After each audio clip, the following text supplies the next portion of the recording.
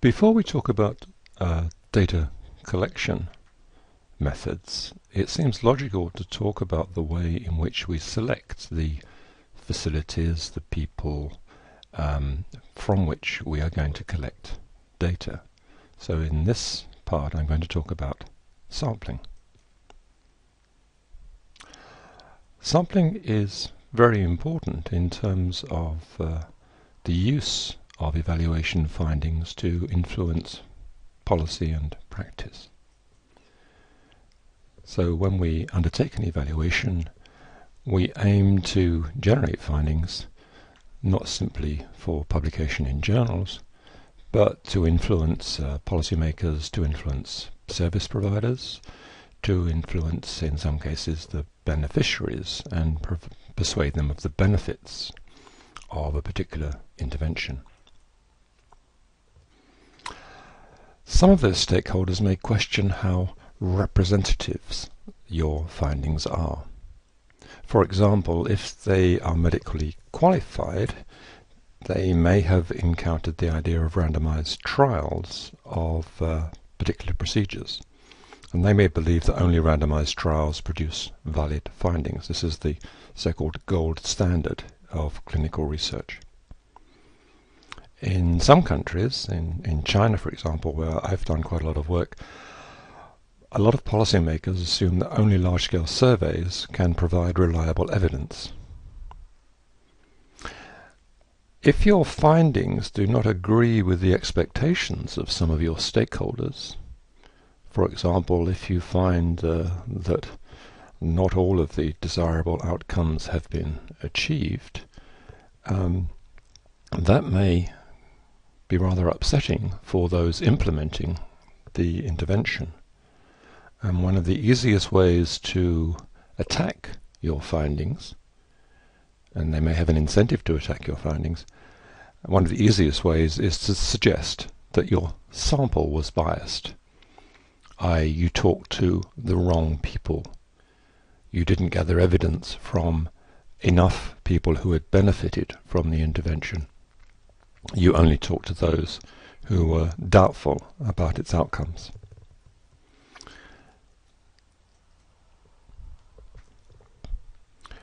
Sampling and data collection go together. They're two aspects of the process of gathering evidence. Evaluation evidence is almost always based on samples. We rarely collect information on all patients or all facilities or all drugs or all communities. We certainly don't collect information on all time periods. So in essence what we're doing is to select a sample of respondents, a sample of data files, a sample of records, and then making generalizations from those sample observations to the population that we're interested in, the overall population of patients, all the facilities, all the communities, all the officials, and so on and so forth. The validity of the evidence that we generate depends on both the way in which we selected the sample, the way in which we selected respondents, the way in which we selected facilities to look at, as well as the quality of the data collection procedures. If your selection of respondents is extremely biased, even though your data collection procedures are extremely well undertaken, your evidence will be tainted by the fact that you have a highly biased sample of respondents, and people will be able to attack you on that basis and discredit your findings. So you have to be ready to defend yourself. You have to be able to defend your sampling strategy as well as your data collection strategy.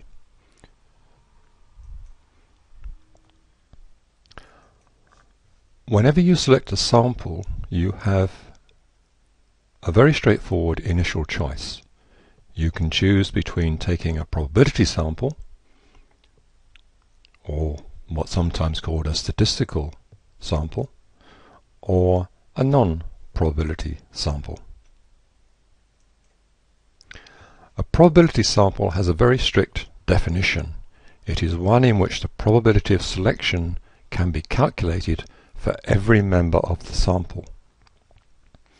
If you've taken a sample of respondents using a probability procedure, then you can actually tell me the probability of selection of everybody in your sample.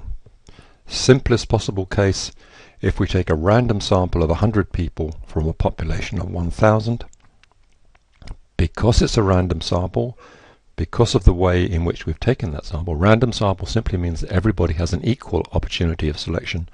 Therefore, the probability of selection for each member of the sample is 100 over 1,000, 0.1. So the probability, if I'm a member of that population, the probability of my being selected and included in your sample is 0.1. And that's the same for everybody. So that is a probability sample. All other forms of sampling are non-probability. If you can't calculate that probability, then you're dealing with a non-probability sample. That's a very straightforward and strict definition.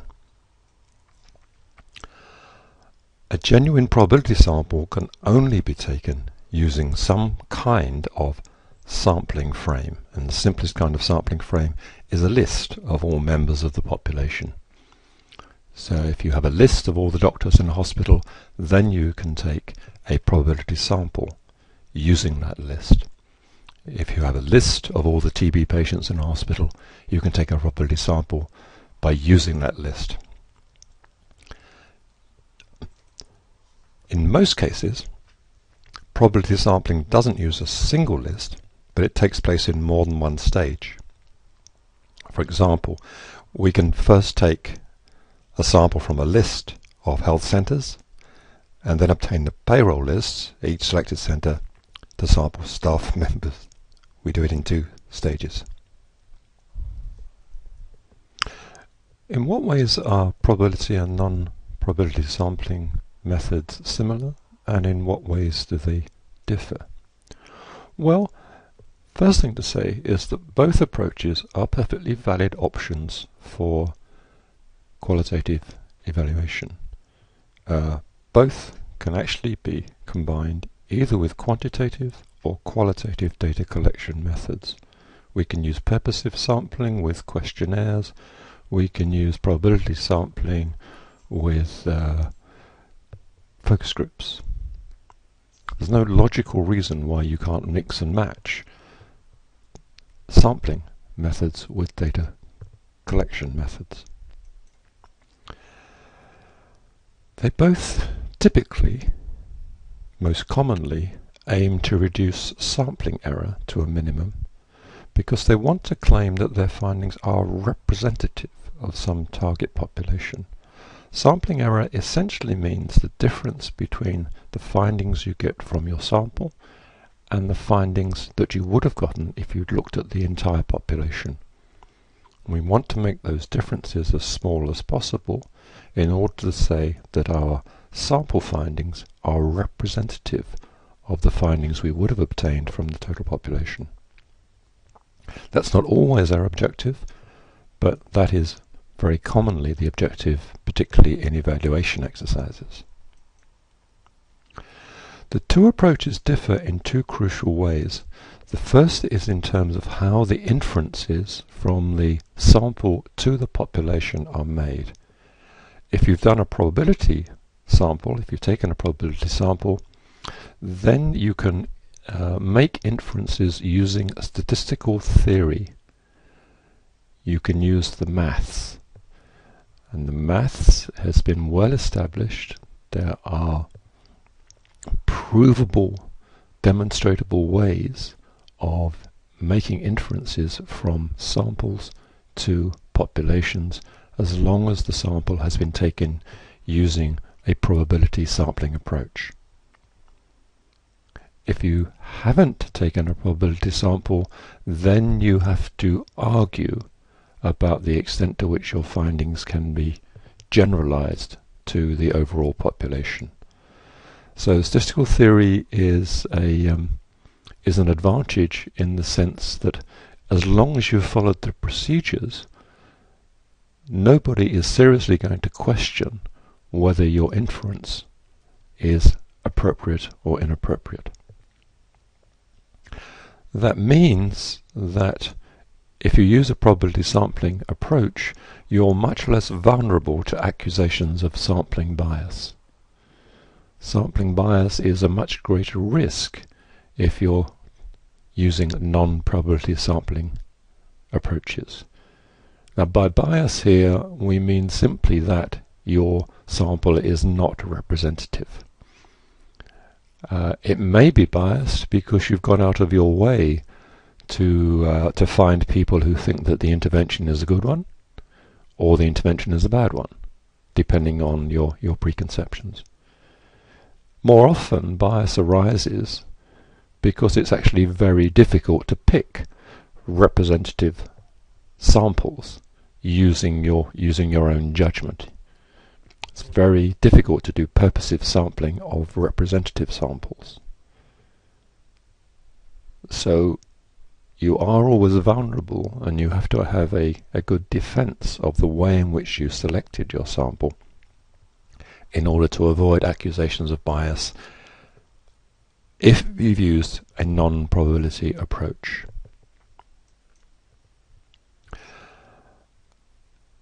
So probability sampling has the great advantage that you will probably not be accused of bias. It does have some disadvantages. The main disadvantage is that it's very difficult to construct or obtain. Usually sampling frames don't actually exist before you want to do your sampling, so often you have to construct them, and that can be very problematic. It can be problematic in conceptual terms. It's often quite difficult to know who should be on your sampling frame and who should be off your sampling frame, who should be included and who should be excluded.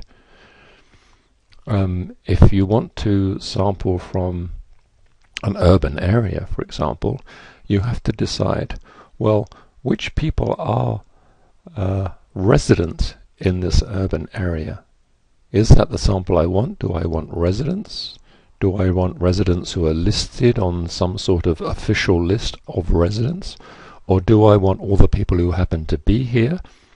And do I want all the people who happen to be here this week, or those who are going to be here next week? I've recently had great problems in China, because in China there's very, very large-scale internal migration. And when you go to a household and you say, well, who are the members of this household? The people there will give you a list of members of the household, many of whom maybe have only been back once or twice in the last year or last 2 years. They're actually living away in an urban area. They're still regarded as members of that household, even though they only come back once or twice a year. Now, if I'm drawing up a list of residents in that particular community, do I include the migrants? That makes life very difficult, because I then have to track down the migrants and get information from them.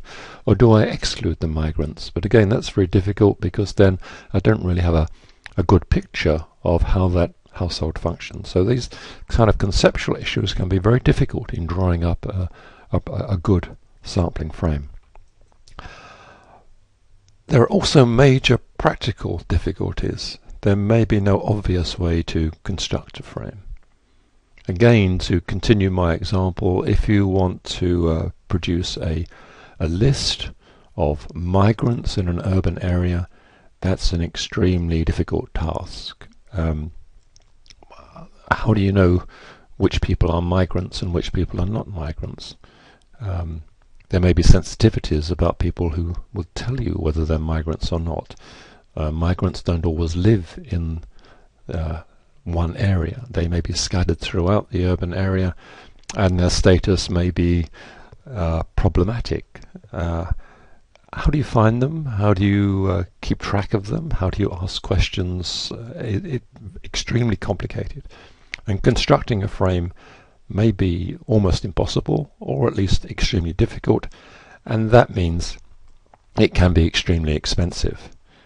And sometimes, in fact, the cost of constructing sampling frames to do probability sampling may be higher. You may spend more money on that than actually doing the survey for which you collected the frame. Sometimes that's worthwhile, but it is a major consideration in terms of making judgments about what kind of sampling procedures you're going to be adopting. Second disadvantage is that good sample designing the sampling well, often requires reasonably detailed information about the population. So if you're interested in sampling for a particular condition, people with TB, for example, or you're looking for children under 2, you need reasonably detailed information about the population, about the demographic structure, about the prevalence of particular kinds of health condition that you're interested in order to design a good sample. And again, often that information isn't available or it's out of date, and that makes life quite tricky in terms of designing good samples within the probability sampling paradigm. There's also a problem when sample sizes are small, so that if you're just taking a sample of 3 villages, it may seem natural to do that on a purposive basis because you feel you can pick 3 representative villages out of maybe 100 villages in the particular region that you're interested in. And if you were to select 3 villages using, for example, random sampling, it's quite possible you'll end up with 3 obviously untypical villages. You happen to pick one of the richest villages in the area. You happen to pick a village which is entirely consisting of migrants from other areas, and so on. So it's quite easy when sample sizes are small. Probability sampling works well. The best probability samples tend to be at least moderately large, at least 30 and upwards. And when you get to those sorts of sample sizes, then the risk of selecting unrepresentative samples rapidly diminishes, becomes quite small quite quickly. So we need reasonable sample sizes to make sense of probability sampling. You have a lot of possible options. I'm not going into the details of the various options. These are only 5 out of a very large number of possible ways to take probability samples. And obviously you need to work with a statistician in order to design your sample, or at least somebody who knows how to do this. But for example, systematic sampling is just the process where you have a list and you take every 3rd or every 5th or every 10th person on that list, depending on how big you want your sample to be. Stratified sampling is almost always useful. You divide your population up, for example, into rural and urban households, and you make sure you have a reasonable number of urban households and a reasonable number of rural households. Or you have an urban area which has a migrant area within it and a non-migrant area, and you make sure you have households in both of those. So that's stratification. It's dividing up your population into people who are rather like each other.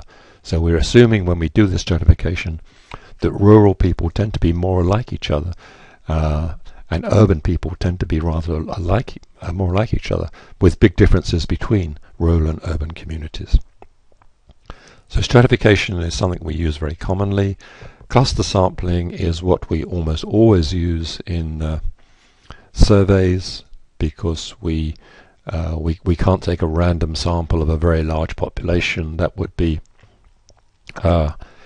highly inefficient in terms of resource expenditure. So what we usually do is to pick, for example, a sample of hospitals, and then we will go to each hospital and we'll pick a sample of staff within each hospital, or we pick villages at the first stage, and then we will pick households within each of those villages at the second stage. So the clustering, in the first case, the cluster would be the hospital, and in the second case the cluster would be the village. And if we're careful about doing cluster sampling, we can obtain good estimates, good samples, good representative samples, and not have to spend too much money taking those samples. And the final one here, which is very commonly used, is something called sampling with probability proportional to size.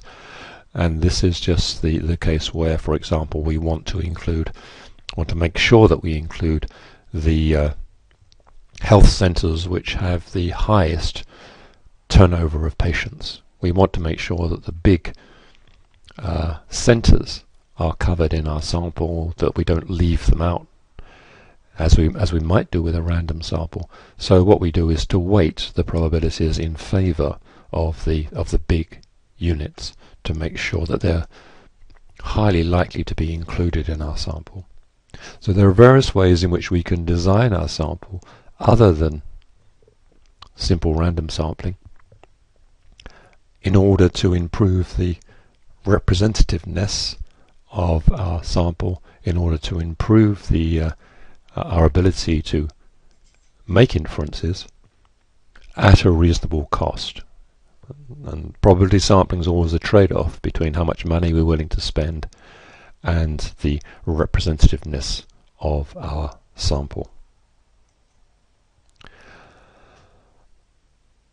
I've gone through this session because I really want to encourage people to think about the possible use of probability sampling in qualitative evaluation. It is an excellent defense against the accusations of bias, or, as I mentioned in the first session, the accusations of being anecdotal. If you can employ probability sampling at some stages in your evaluation. For example, you can sometimes very easily use probability sampling in selecting which districts you're going to work in, which facilities you're going to work in, which villages you're going to work in. So you list the facilities that are in the area, and you say, well, okay, I'm going to take a systematic sample of facilities, and I will go to each of these facilities, and then I will undertake my qualitative work at each of those facilities. But because the facilities have been selected using a probability sampling procedure, you don't have the accusations, well, you picked the facilities that proved the case you wanted to prove. We can do this as well at for example, village level or hospital level. We can select focus group participants by making a list of all those people who have said they're willing to be in a focus group, and we can stratify them, make separate lists by gender, age, occupation, or whatever classifications you wish to use, and then use systematic sampling to form the focus groups. So again, we're saying, well, we're not just going around and picking the people that that look attractive or are very amenable to joining in. We're trying to find out all the people who are willing to volunteer, and then we'll take a systematic sample of those people in order to form our focus groups. So we're not deliberately biasing our findings. We're not opening ourselves to the challenge of bias in selecting the members of our focus group. Again, if we want to undertake in-depth interviews of mothers with young children to see what their experience of health services is like. So we can list all the households with children under 5 in a village, for example, and then we might be able to stratify those households using a poverty indicator. In the next session, I'll talk a bit about how we could use participatory methods to do this.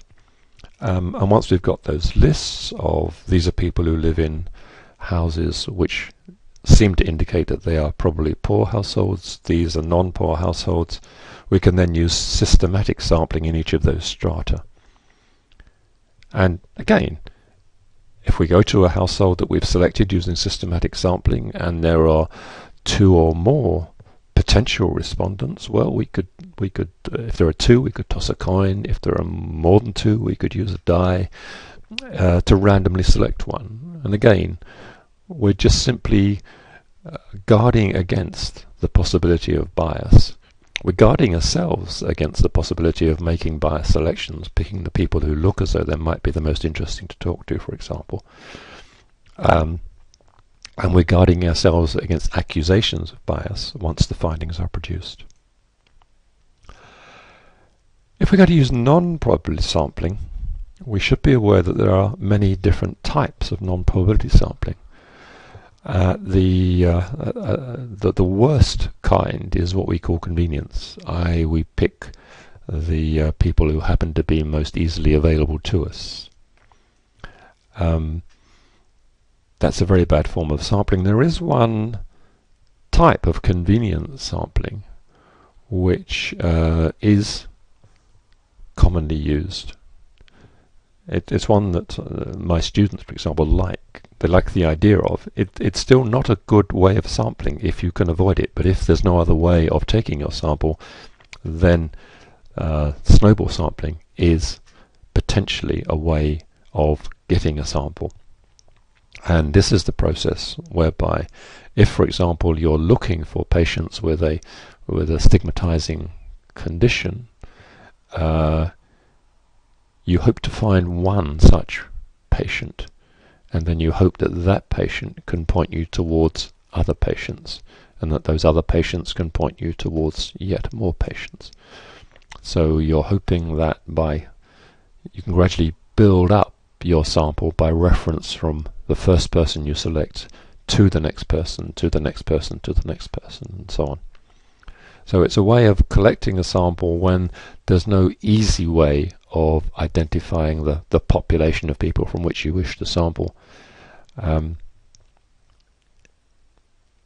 problem with it is that it's very dependent on the first person that you pick, because that person is going to lead you to all the others. And if that person happens to be very much an outlier, you may find that your entire sample consists of outliers. For example, if the first person you happen to find is a migrant, well, they may point you to other migrants with the condition that you're interested in, and then you learn very little about the situation of non-migrants. So it's by far not the best way of collecting a sample, but sometimes it may be the only way of collecting a sample. There are various non-probability sampling techniques which I refer to as chance. So, for example, one very commonly used technique in sampling is quota sampling. This is where you decide how many people, for example, in different age bands of different genders you want to collect, and then you go to a place where such people are going to be around, for example a market, and you stand in a certain location and you just try to interview people as they come past you. You just ask people if they would mind answering a few questions. Some of you may have encountered this in urban areas. This is a technique very widely adopted by market research agencies. This is the kind of sampling they do on a very regular basis when they're trying to provide services to manufacturers or retailers. They stand in the street and they fill their quota. And very often they pretend that this is a probability sample. It isn't a probability sample because you have no way of estimating the probability of inclusion in your sample of the people that you meet. You've no idea the probability that they're going to be at that market, in the street, at that particular point in time. So it's the non-probability sampling, but it does introduce a chance element.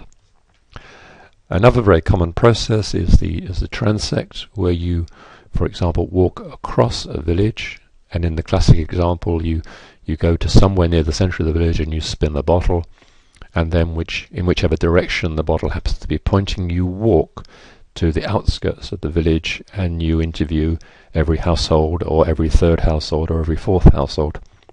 Again, you've introduced a chance element in the spinning of the bottle, And you can say, well, I didn't deliberately pick these households. The bottle picked them. Spinning the bottle introduced this chance element, which implies that I'm not biased in my selection of these households. Again, not a probability sample unless you were to enumerate all the households in the village and do the calculation, which you don't do. And then we come to purposive sampling. In purposive sampling, you are saying essentially that I am sufficiently well informed that I can use my judgment to pick a representative sample.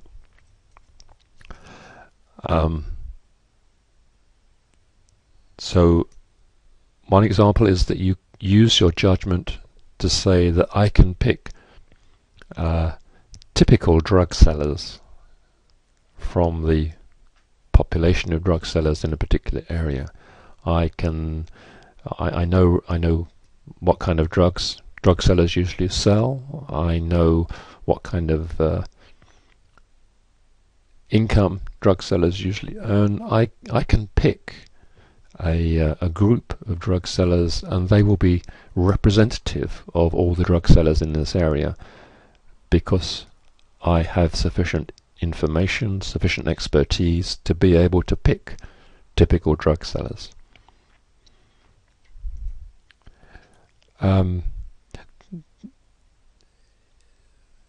There is a practice called diversity sampling, which is more common in qualitative research exercises than in qualitative evaluation exercises. And this is the idea that you deliberately go looking for the greatest diversity of examples in your sampling process. So if you've found a number of people who are very strongly in favor of the intervention, you then deliberately set out to find people who feel they haven't benefited or have been disadvantaged by the intervention. So you're trying to find the maximum possible diversity of attitudes, of perceptions. This can be a very useful technique at the start of the evaluation in order to give you new ideas, in order to help you refine your concepts of what kind of questions you want to ask. But usually you move away from this to try to get representative samples as you start to develop your evaluation findings. We can also use stratification in purposive sampling, and indeed it's a very useful technique. So, for example, here is an example where I'm in a village. I notice that some of the dwellings in that village have straw roofs and some of them have corrugated iron roofs. I know from my work with the community that the people with the corrugated iron roofs tend to be rather better off than the people with the straw roofs. So I say, okay, I'm going to divide my population up. I'm going to stratify my population into these three groups. People with straw roofs, which I think are probably the poorest people. People with corrugated iron roofs, who are kind of the next layer up. And then there are the rich people with the tiled roofs. So I'm going to divide my population up into those three categories. I'm also going to divide my population up into resident and migrants, however I define that. So there might be a particular area in the village which has been occupied by a migrant group, and I will be able to find out from people in that community who are the residents, who are the migrants.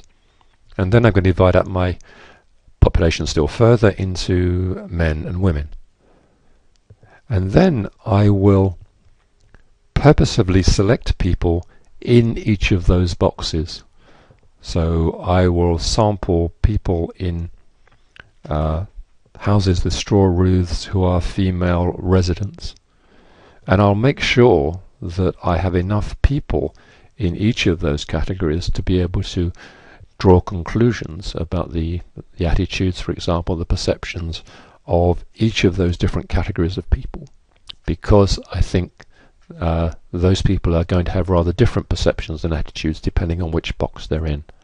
So I'm looking for a way of capturing the range of opinions which relate to particular subgroups within the population. It's the same process as in probability sampling, stratified probability sampling, but here I'm applying it to purposive sampling. So we can borrow techniques from the two paradigms. Finally, I think it might be useful to just remind you that when you're trying to sample purposively, it's extremely difficult not to come up with a bias selection. So there is a very widespread spatial bias. People tend to collect information from urban areas rather than rural areas. It's just so much easier to move around the urban area and to collect information from people in the urban area. There is a tarmac bias, so if you go into the rural areas, you go out along a road and then you talk to people who are within walking distance of that road, and so on. You don't go to the mountain tops because it would take you a day to get there, and there's only one person living up there, and it's not worth the resources to capture those people who are so far away, so difficult to get to.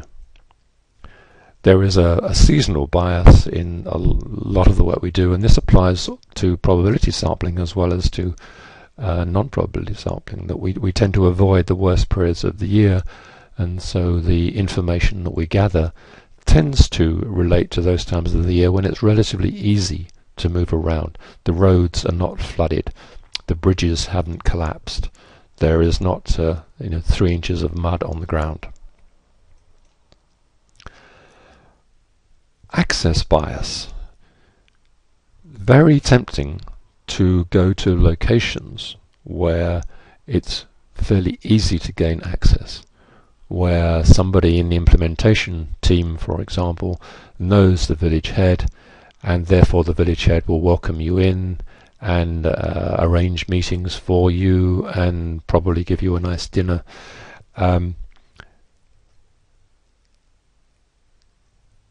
Less attractive to go to areas where when you arrive people will say, well, who are you? We've never seen you before, why should we answer your questions, why don't you go away?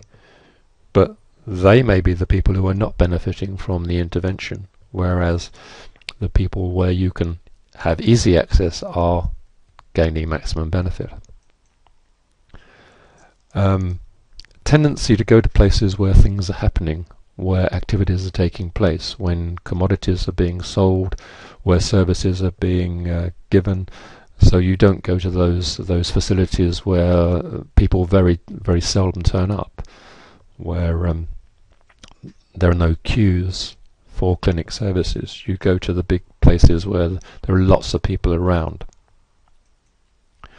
And then there are a whole range of what we can call person biases. So lots of information gathered from the elites in the community, from the village head, from the head of the hospital, from the senior official, and so on. We tend to talk to men rather than women, particularly if the balance in our team doing the evaluation tends towards having more men than women. We tend to talk a lot to users of services and not to non-users of services, because users are available within the clinic, within the hospital. Essentially, we talk to people who are very visible, people who come to greet us, people who are around at meetings, people who turn up and are happy to travel around in our car and show us the way to different places and give us lots of background information. So people who are highly visible, people who are available. So the people who are off in the fields all day working and don't get back until late in the evening, well, maybe we missed those because we had to drive back to the urban area while it was still light, and so on. So there's a very high potential for purposive sampling biases to creep into our findings, and we have to be aware that we are vulnerable to the criticism that the sample we're looking at is biased in such a way that it undermines the validity of our findings. Convenience is always the enemy of good sampling.